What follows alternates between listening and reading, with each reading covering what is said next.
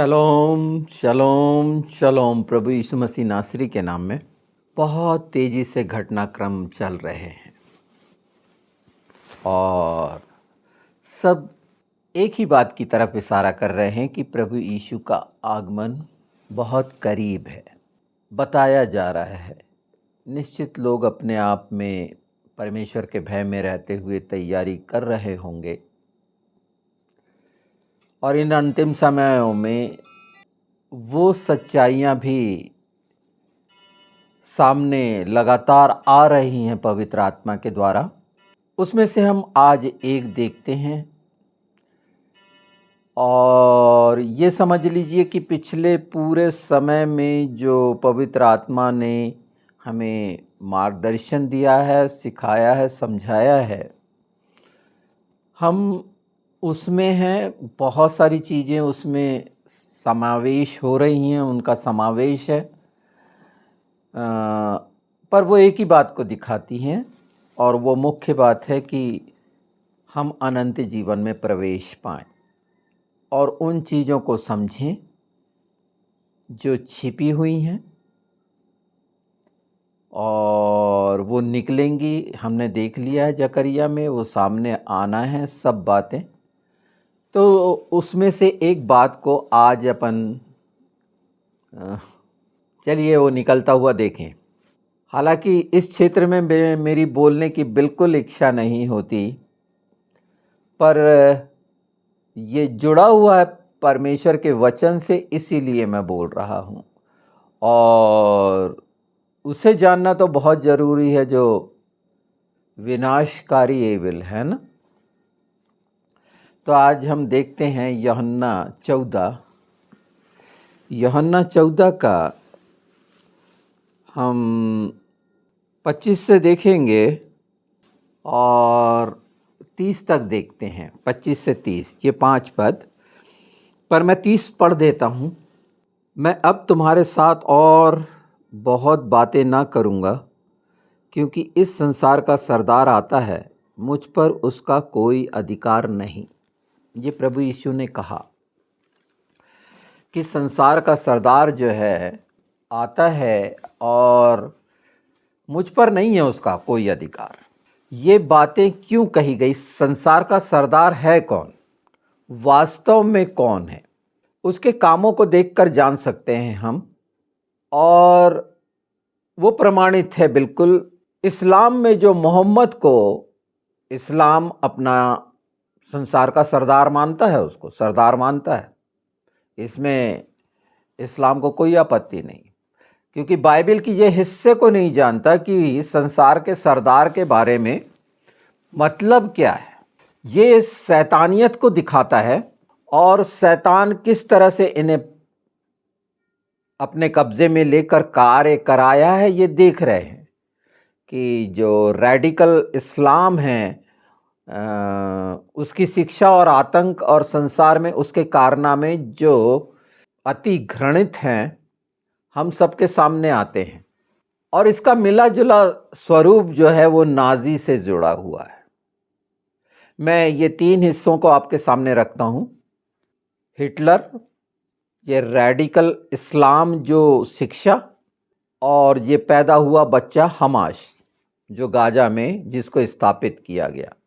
ये सोचेंगे कि ये पैदा हुआ बच्चा क्यों कह रहा हूँ मैं, तो ये समझ जाएंगे कि सेकंड वर्ल्ड वार के समय जो मुफ्ती हासिम हैं, जो इस्लामिक इसका शुरुआत करता है, एडोल्फ हिटलर का प्रशंसक, और उसके साथ मिलकर ये सारा कुछ जो करा जाता है, क्योंकि यहूदियों को मारना ये दोनों का लक्ष्य है, बहुत साफ साफ है। इनका जैसा घोषणा पत्र होता है ना, अभी हमने देखा कि किस तरह से छात्रों का उपयोग करके एक स्ट्राइक कराई गई, जिसका वो औरतों के बारे में मैंने बताया कि वो नेतृत्व कर रही थी। मतलब वो कितने घिनौने स्तर पर, और बहुत अच्छे से कहते हैं। एक चीज़ और मैं बता रहा हूँ कि उन्हें आई एम हमास, हम हमास हैं कहने में कोई दिक्कत नहीं होती। बाइबल में हमास का मतलब एविल और बुराई से है। बाइबल जो कहती है, आप एजकेल में देखिए, भजन संहिता में देखिए, ये हमास शब्द आया है। इसके पहले के वीडियोस में बहुत पहले हमास के बारे में बता दिया गया है। ये बुराई अर्थात एविल को दिखाती है, शैतान को दिखाती है, विनाश को, डिस्ट्रैक्शन को दिखाती है, ये निंदा को दिखाती है। और सबसे बड़ी बात जो है, हिंसा। इनका काम है हिंसा। हिटलर की किताब जो अरबी में ट्रांसलेट हुई, मेरा जिहाद, ये इसको फॉलो करते हैं, हिटलर को फॉलो करने वाले हैं, ये नाजी को फॉलो करने वाले हैं। और यासेर अराफात का नाम सुने होंगे, ये उसी का चेला था, वह हाशिम का मुफ्ती, जो हिटलर के करीब था। दो व्यक्ति थे, एक अभी अल अबानी, और ये बात का था पहले। और इसी ने ट्रेंड किया था यासेर अराफात को, जो गाज़ा में स्थापित किया गया और उस दिन पैदा हुआ। ये 1987 की बात है। और सारे कारनामे जो करा यासेर अराफात ने, और इन लोगों ने मिल के एक तैयारी करी, वो बहुत। पर इस बात को जानना जरूरी है, हमास का मतलब होता है विनाश, हमास का मतलब होता है हिंसा, हमास का मतलब बड़ा साफ साफ बता दिया गया। और जिसे हम बहुत छोटी बात समझते हैं, पवित्र शास्त्र में परमेश्वर ने जो बुराई शब्द रखी है, एविल के लिए रखी, एक ऐसा मवाद, कोड। अगर हम बुराई को देखना है तो एक घृणित कोड़ को देखिए, एक व्यक्ति के जिसको कोड़ लगा हो उसको देखिए कि उसको देखकर क्या है, ये है बुराई, ये है एविल का चरित्र। और इसीलिए प्रभु यीशु ने कहा, उसका मुझ में कुछ भी नहीं।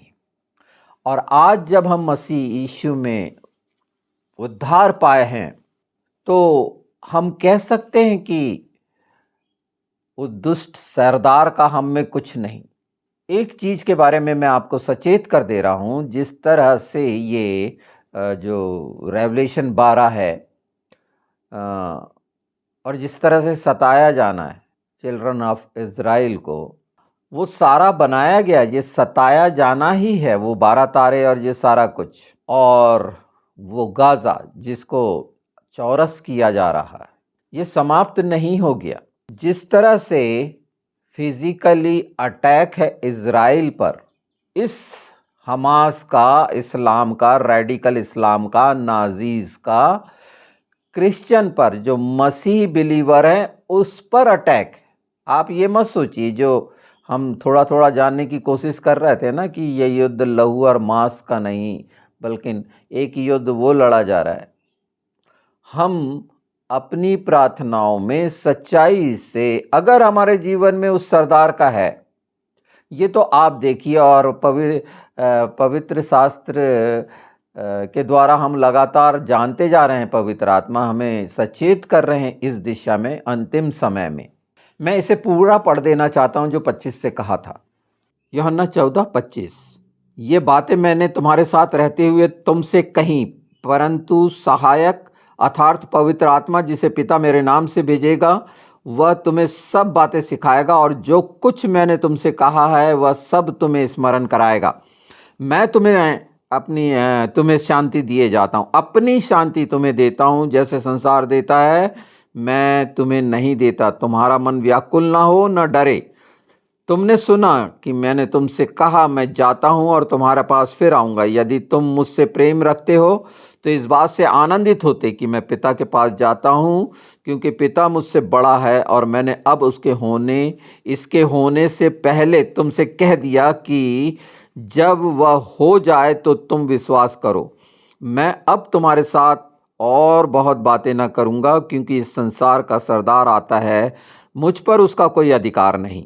ये जो अपना सरदार बनाए हुए मोहम्मद, ये जो अल्लाह शब्द आया हुआ है, जो बुराई को दिखाता है, हर वो घृणित चीज़ को हम पीछे देखे हैं। इस सारी चीज़ों की मैं डिटेल भी नहीं बताना चाहता, नहीं तो उस समय से उसकी कौन कौन सी बातें हुई 1920 से लेकर उस मुफ्ती की जो उससे हिटलर से मिला हुआ था, हाशमी।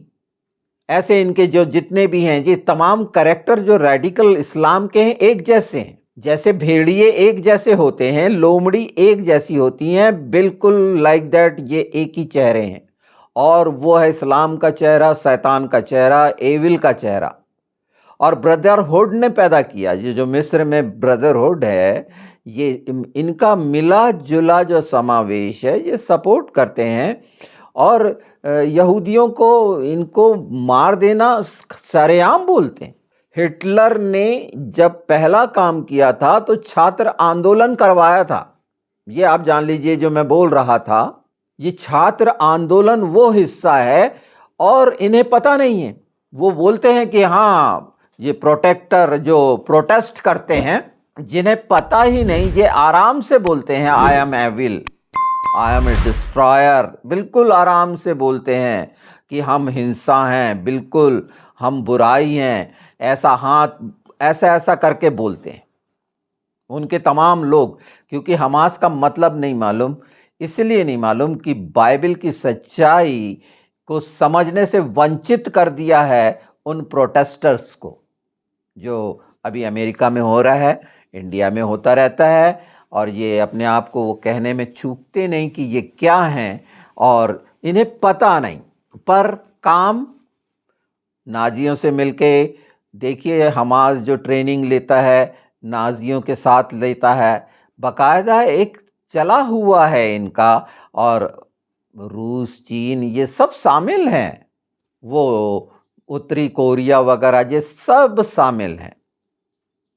पर हमें चिंता करने की, घबराने की और डरने की ज़रूरत नहीं। जो हमने इसमें पढ़ा अभी हमारे लिए सहायक है, पवित्र आत्मा। और अगर जो इस बंधुआई में हैं कि संसार के सरदार का उसमें कुछ है, तो वो बुराई है, ये मान के चलिए। अगर उसका कुछ है तो उसके अंदर हिंसा मिलेगी। अगर संसार के सरदार का कुछ है तो उसके अंदर विनाश मिलेगा। बहुत सी बातों में उलझना और शंका करने से ज़्यादा अच्छा है प्रभु यीशु ने वो जो सच है उसको ग्रहण करने में तकलीफ क्यों होती है। गंदी चीज़ें एकदम क्यों स्वीकार कर लेते हैं और उसको मान लेते हैं सच्चा। बहस करेंगे नहीं, परमेश्वर ने जिसे शुद्ध ठहराया उसे अशुद्ध मत कहो। पतरस की वो बात को लेंगे, अशुद्ध चीज़ों के बारे में लिखा हुआ है। ये जानिए ना कि यीशु के बाद सब बातें शुद्धता में परिवर्तित हो गईं। इसीलिए कहा गया है कि धन्यवाद हर उस अशुद्धता को दूर कर देता है। इस गहराई को अगर जान लेंगे तो ये मसीही लोगों के लिए मैं बता रहा हूँ, गैर मसीही लोगों के लिए तो वो सब चीज़ें वैसी ही हैं। जो चीज़ें समझना है कि ये घिनौनी है, ये बुराई है, आज साफ आप हमास को देखकर समझ रहे हैं। वो तमाम कैरेक्टर को देख के आराम से समझ सकते हैं। ज़्यादा है तो इस संबंध में ड्रैगन मिस्ट्री के लिए बहुत सारी किताबें आपको मिलेंगी प्रभु के जनों के द्वारा कि ये ड्रैगन की क्या है, रहस्य क्या है।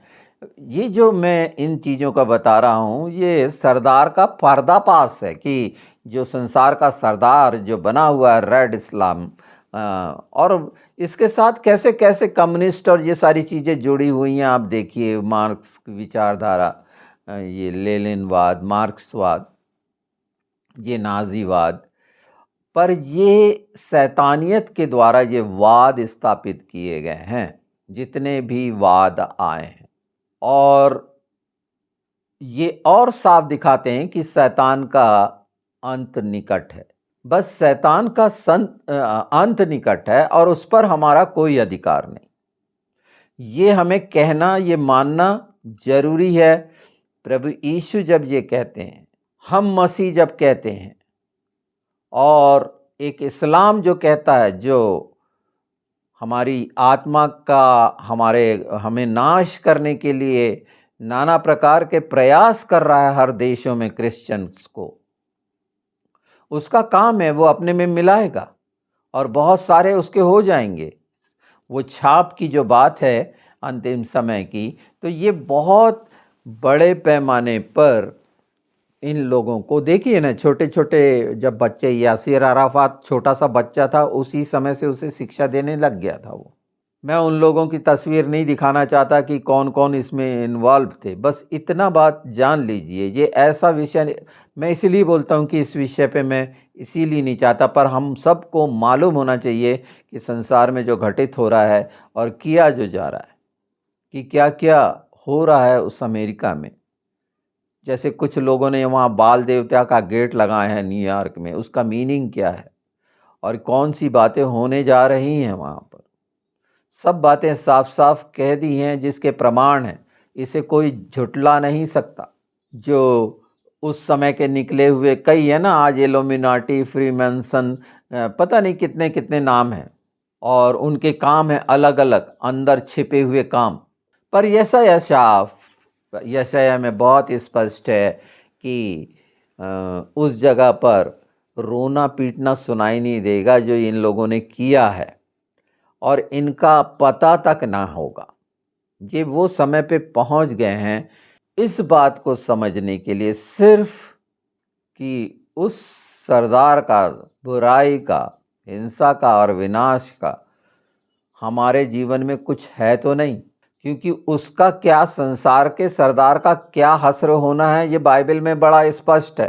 तो उसके मानने वाले, उसको उसको स्वीकार करने वालों का वैसा ही होगा, और वो अपने जाल में किस तरह से, कितनी दूरियों से अपने पंजे पहुंचाता है, ऑक्टोपस जैसे शिकार करने के लिए। मैं बार बार बताता हूँ इस बात को याद दिलाने के लिए कि पेरगमन में था शैतान का सिंहासन, बिल्कुल साफ आप देख लीजिए, आज बर्लिन के म्यूजियम में वो रखा गया है। क्यों? ये जो जापानीज हैं, जर्मनी हैं, ये सोए हुए शैतान हैं जो अब सिर उभार रहे हैं, और ये साथ होंगे तो मुझे कोई आश्चर्य नहीं होगा। इनके अंदर वो चीज पनप रही है, बस ताकतवर होना चाहते हैं, और जो मसीह से दूर है वो शैतान के करीब है। और अगर वो शैतान के करीब ही है तो उससे मेलजोल कैसा? आप बोल सकते हैं नहीं मुस्लिम अच्छे होते हैं, इस्लाम बुरा है। नहीं नहीं नहीं, जो वो शिक्षा को मान रहा है वो व्यक्ति ठीक हो सकता है फिजिकली, पर उसके पीछे वो जो शैतान है, संसार का सरदार जिसके अंदर है, वो कितना कुरूप है, उसकी फोटो इस्लाम उसको पब्लिश नहीं करता, और उसकी तमाम चीज़ें सामने आ रही है। उनको कोई परहेज नहीं है, उनके झूठ तमाम सामने आ रहे हैं, उनको कोई परहेज नहीं। वो बड़े दावे से कहते हैं, बाइबल बताती है कि संसार का सरदार कितना नीच वो गिराया जाएगा और उसकी क्या दुर्गति होगी। और ये अपने उसमें इस बात को बोलने में, क्योंकि वो बाइबल में ढूंढते हैं अपने सरदार को, उस मोहम्मद को कहीं से भी साबित करने के लिए उनको बाइबल की आवश्यकता होती है, और बाइबल का ही विरोध करते हैं। ये कितने शातिर शैतान हैं। इस्लाम की शिक्षा, उनकी बात करने का देखिए तरीका जो होगा, वो कितना अजीबो गरीब, डाउटफुल, बिल्कुल अजीब सा उनका स्ट्रक्चर ही बना हुआ है, उनका भेजा ही ऐसा है, उनसे आप उम्मीद नहीं कर सकते। अगर वो मानता है कि यीशु परमेश्वर का पुत्र है, अगर वो मानता है कि यीशु खुदा है, तो फिर ठीक है। अगर वो अपनी ज़बान से इस बात को मानता है, अंगीकार करता है, तो भविष्य में उसके लिए उद्धार हो सकता है। पर विश्वास करने योग्य नहीं है। हमारा इनसे आत्मिक युद्ध है। उसकी तमाम ये कारनामे करने वाले, मैंने बताया ना, ये जिन्नात और ये सारी चीज़ों का इस्तेमाल करने वाला एक एरिया है। हम उनके भाई नहीं हो सकते। हमारा भाई वो है जो प्रभु यीशु में है, परमेश्वर में है। वो किसी धर्म जाति का व्यक्ति भाई नहीं हो सकता। अगर वो मसीह विरोधी है तो वो हमारा भाई नहीं। इसका मतलब है कि संसार के सरदार के साथ है वो, उसके कामों के द्वारा दिखेगा। ये विषय मैं इसलिए बार-बार बोल रहा हूँ कि उसका हम में कुछ ना पाया जाए। हमारे प्रभु यीशु ने इसीलिए तो कहा है ना, उसको प्रभु यीशु को पूरी शान-ओ-शौकत ऊपर ले जाके दिखाया था, बोले झुक के कर और ये दे दूँगा, ये मेरा है। जबकि उसके बाद सब प्रभु यीशु के जीवित होने के बाद चीज़ें बिल्कुल बदल गईं, सब कुछ उसके अनुसार नहीं है, प्रभु यीशु जो वचन है उसके अनुसार है। जिसके जीवन में है तमाम चीज़ें शुद्धता और पवित्रता की उसके जीवन में है। उसको अलग से प्रयास करने की ज़रूरत नहीं, जब वो मानता है कि मैंने अपने हृदय के सिंहासन पर प्रभु यीशु को रखा है, तो सिंहासन पर सिर्फ मेमना विराजमान है, वध किया हुआ, उसके साथ बाप है। ये संसार के सरदार वगैरह नहीं हैं। इन लोगों को तो बोलना छोड़ देना चाहिए, उस शैतान को अपना सरदार बोलते हैं और बाइबल के अनुसार मानते हैं, कहीं भी ढूंढ-ढांड करके कि कहीं से वो मोहम्मद को निकाल लाएं। इतनी तकलीफ है, वो साबित नहीं कर पाते, न कर सकते। न इनके पास ओरिजिनल कुरान है, ये बाइबल को ढूंढते हैं। बाइबल के तो हर पन्ने सुरक्षित रखें ओरिजिनल, कि इन जैसी पूरी की पूरी भी जला दी जाए तो भी अवशेषों में हम मसीहों के पास बाइबल की वो प्रतियां हैं, वो पन्ने हैं, वो स्क्रॉल्स हैं, वो स्लैंडर्स हैं। इनके पास कुछ नहीं है। इनकी तो किताब को, वो पन्नों को बकरी खा गई तो इनका पता नहीं है। मतलब कितना बड़ा मजाक है ये। यानी कैसे हैं ये सोच के ये सोचते हैं कि जानते नहीं। हमें पवित्र आत्मा मिला है, हर चीज़ की समझ है इस बात की। बस यहाँ पर मैंने ये वीडियो सिर्फ इसलिए रिकॉर्ड किया कि इस बात को जान लीजिए। इसमें डिटेल जाएंगे, पूरी कहानी मिल जाएगी, उससे कोई फ़ायदा नहीं। एक बात जो मुख्य है इसमें कि संसार के सरदार का हम में कुछ नहीं।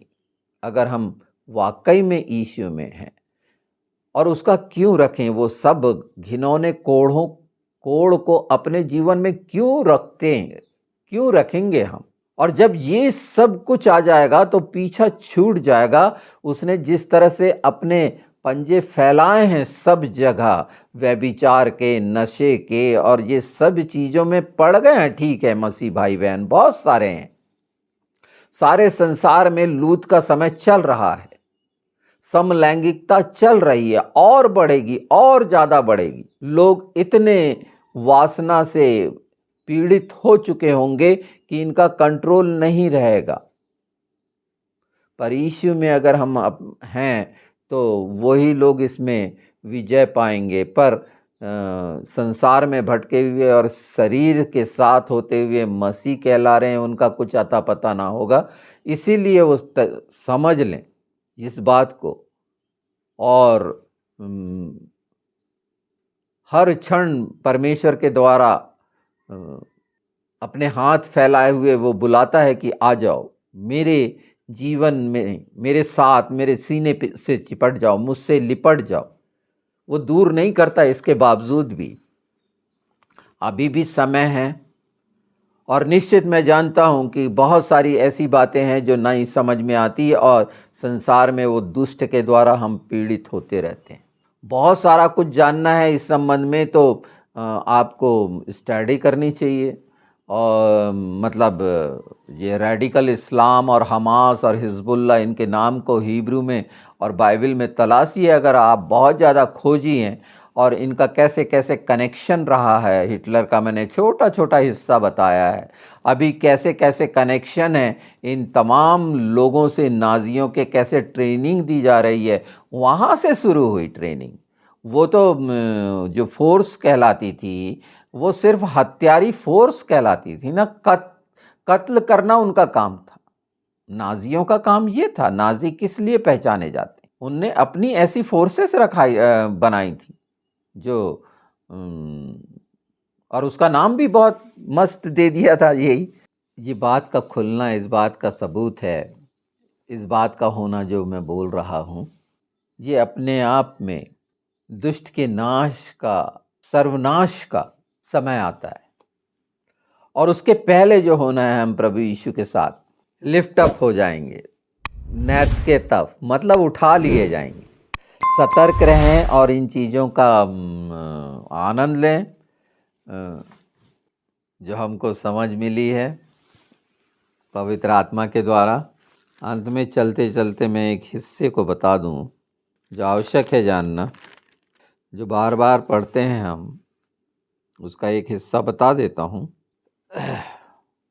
कि प्रभु यीशु को ये क्यों बोलना पड़ा। पर रेवलेशन 16 ज़रूर देख लीजिएगा, इससे संबंध में रेवलेशन 16:13 मैं इसलिए इसे बता दे रहा हूँ कि ये बहुत महत्वपूर्ण है। इस पर मैंने बोला है एक वीडियो में, या और एक क्या बहुत सारे उसमें हैं। रेवलेशन 16:13 फिर मैंने उस अजगर के मुंह से और उस पशु के मुंह से और उस झूठे भविष्यवक्ता के मुंह से 3 अशुद्ध आत्माओं को मेंढकों के रूप में निकलते देखा। ये चिन्ह दिखाने वाली दुष्ट आत्मा है जो सारे संसार के राजाओं के पास निकलकर इसलिए जाती हैं कि उन्हें सर्वशक्तिमान परमेश्वर के उस बड़े दिन की लड़ाई के लिए इकट्ठा करें। बड़ा दिन, इसमें भी बड़ा दिन। अभी पिछले समय में ये शब्द अगर आप बहुत ध्यान से सुन रहे होंगे तो इन चीज़ों के हम आगे बढ़ के ये सब चीज़ों का रहस्य उद्घाटन होना है, पूरा खुलासा होना है। पर यहाँ देख लीजिए कि ये 3 लोगों के ये मेंढक, और मेंढक का मतलब फ़िरौन के यहाँ मेंढक भेजे गए थे, वो किचन में तक घुस गए थे। और इसके लिए मैंने बताया है, आप दोबारा उसको सुनिए, ये चीज़ें सब रिन्यू होंगी। और ये मैं इसीलिए बोल रहा हूँ कि ये आपकी आत्मा के बचाए जाने के लिए वो सब जो शक्ति की आवश्यकता है, सामर्थ्य की आवश्यकता है पवित्र आत्मा के द्वारा, वो आपको मिलेगी। इसे बिल्कुल नहीं भूलिए, क्योंकि ये बहुत स्पष्ट है। ये मेंढक, वो लदलद, लगलग, ये सारा कुछ पास सब दुष्टता फैल रही है। यहाँ से नीचे से ये भी होता जा रहा है। तो वो पहले से था, वो दुष्ट आत्मा अभी भी है, शुरू से काम करता है वो। और अब मनुष्यों को ढूंढ ढूंढ के अलग अलग रीति से ये किस रीति से फैल रहा है। कुछ ही समय में ब्रदरहुड के कितने लाखों लाख फॉलोअर हो गए। ये कितने जल्दी इकट्ठा होते हैं, देखे हैं ना आप। इनके परिसर में ये एक मत रहते हैं, उस शैतान को मान रहे हैं, जान नहीं रहे हैं, क्योंकि इतना अंधा कर दिया गया है उनको। और वो घिनौनी बातें और झूठी बातें भी उनको अच्छी लगती हैं, क्योंकि उन्हें मसीह विरोधी बनाया गया, यहूदी विरोधी। मार दो इनको, कत्ल कर दो, गर्दन काट दो, बस यही सिखाया गया है उनको। धर्म ये सिखाता है कि आप अपने आप में जहाँ ये हिंसा का रखा गया है, कोई भी, मैं ये संसार के धर्म की बात कर रहा हूँ जो मनुष्य बनाता है। हम क्राइस्ट को मानने वाले, उसे फॉलो करने वाले हैं। हमारे जीवन में उस संसार के सरदार का कुछ नहीं। पर मैं 11 आपको, मत्ती 11, वो शिष्य को बहुत ज़रूरी है जानना। यहाँ एक बड़ी कटु सच्चाई मैं बताने जा रहा हूँ, उसे ध्यान से सुनिए। 11:20 तब वह उन नगरों को उल्हाना देने लगा यीशु, जिनमें उसने बहुत से सामर्थ्य के काम किए थे, क्योंकि उन्होंने अपना मन नहीं फिराया था। हाय खुजारीन, खुरासी जीन, हाय बैतसैदा, जो सामर्थ्य के काम तुझ में किए गए, यदि वे सुर और सैदा में किए जाते तो टाट ओढ़कर और राख में बैठकर वे कब के मन फिरा लेते। परंतु मैं तुमसे कहता हूँ कि न्याय के दिन तुम्हारी दशा से सुर और सैदा की दशा अधिक सहने योग्य होगी। प्रभु यीशु के जितने काम उस जगह पर हुए, जैसे आज संसार में प्रभु यीशु के नाम में पवित्र आत्मा के काम हो रहे हैं, और उस पर भी क्या मन फिराया है इंसान ने। अगर मन फिरा लेते तो क्या होता, ये लिखा हुआ है साफ साफ, वो टाट ओढ़कर राख। इवन दो अगर हम आगे चले जाएं, हे कफरनहूम तू क्या तू स्वर्ग तक ऊंचा किया जाएगा? तू तो अधोलोक तक नीचे किया जाएगा। क्यों? ये भी इसका एक पूरा है विषय। जो सामर्थ के काम तुझ में किए गए यदि सदोम में किए जाते तो वह आज तक बना रहता। इतने काम कफरनहूम में प्रभु यीशु ने किए हैं। कफरनहूम का निकाल लें पूरा, और इसीलिए बोल रहे हैं कि अगर इतने काम वहाँ पर सदोम में किया जाता तो वो नाश नहीं होता, आज तक बना रहता। सदोम और अमोरा, इसका मतलब क्या है कि आज जो कौन कौन सी जगह सदोम और अमोरा बनी हुई है, सिनार बना हुआ है, हर जगह हम जो आत्मिक रीति से यरूशलेम है, हम क्या सदोम अमोरा सिनार ये बाबुल बने हुए हैं? संसार के सरदार के साथ होकर मसीह का चेहरा लगाकर छिपे हुए भेड़िए हैं क्या? वो जो उनके साथी बनते हैं, हम प्याला बनते हैं, उनके साथ सारी चीज़ों में भागीदार होते हैं, और उसके बाद मसीही भेड़ के साथ क्या कर रहे हैं? ऐसी भेड़ों के साथ हम सब प्रभु यीशु की भेड़ें हैं और एक जैसे हैं, कोई कम ज़्यादा नहीं। प्रभु यीशु के हैं, ये सबसे ज़्यादा है। हम सब के लिए सबसे गर्व की बात है कि हम सब, हाँ, हम क्या क्या कर रहे हैं उसका आकलन करके छोटा बड़ा कर रहा है कोई मनुष्य अपनी विचारधारा से, वो एक अलग बात। वो कोई काम का नहीं, यहाँ का कुछ सारा कुछ कोई भी काम का नहीं, मैले चिथड़े हैं, ये सब कुछ नहीं होगा वहाँ पर। यहाँ के कामों का जो हम सोचते हैं धर्म के काम, वहाँ कोई लेना देना नहीं। बाइबल इसमें बहुत स्पष्ट, यीशु के साथ होकर अगर हमने कुछ किया है तो वो हमने बटोरा है।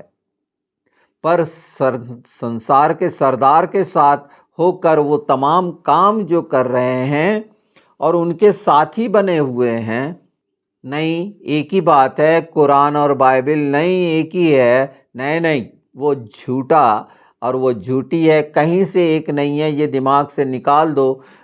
हमास, हिजबुल्ला और ये सारी चीज़ें, इनके कारनामे घिनौने, आज भी बोको हराम और लादेन वगैरह के सारे गंदे घृणित काम देख लिए हो, सद्दाम हुसैन से लेकर इन सारी लोगों के, और निरंतर देख रहे हो। हिंदुस्तान पूरा डरा हुआ क्यों है? इस इस्लाम से क्यों डरा हुआ है? हिंदुज़्म क्यों डरा हुआ है? आज पूरी क्रिश्चियन कंट्री इनसे क्यों डरी हुई है कि ये वो घिनौने हैं जो बहुत पहले से प्लान करके, सोचिए ना, कब 1987 के आसपास वहाँ अराफात ने वहाँ की स्थापना कर है, वो पिल्ले को, वो हमास को, जो हिंसा है, विनाश है और बुराई है, उसको अपने मुंह से बोलने में तकलीफ़ नहीं होती प्रोटेस्ट करने वालों की, हम हमास हैं।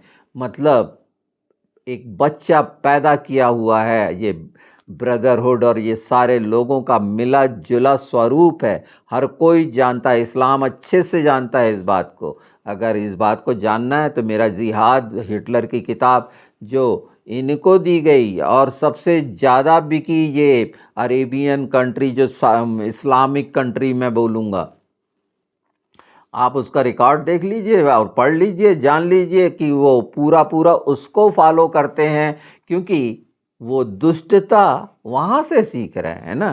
तो कितना बड़ा ये षड्यंत्र है, और जब हमारा उसमें कुछ नहीं है, वो आए जाए नाश होना है बस। अगर हम इन बातों को देखेंगे संसार की, तो निश्चित हम भयभीत हो जाएंगे। और प्रभु यीशु यहाँ पर हमें बोलते हैं, हे सब परिश्रम, हाँ, सदोम का हमने बता दिए। आगे देख लीजिए, जो हम बार बार कोट करते हैं इसका, प्रभु यीशु के दावे देख लीजिए, है ना, बहुत मुख्य है। इसको सरसरी तौर पर नहीं, हर शब्द को गंभीरता से लीजिए। 25 से मैं पढ़ रहा हूँ। उसी समय यीशु ने कहा, हे पिता, स्वर्ग और पृथ्वी के प्रभु, मैं तेरा धन्यवाद करता हूँ कि तूने इन बातों को ज्ञानी और समझदारों से छिपा रखा और बालकों पर प्रकट किया है। हाँ हे पिता, क्योंकि तुझे यही अच्छा लगा।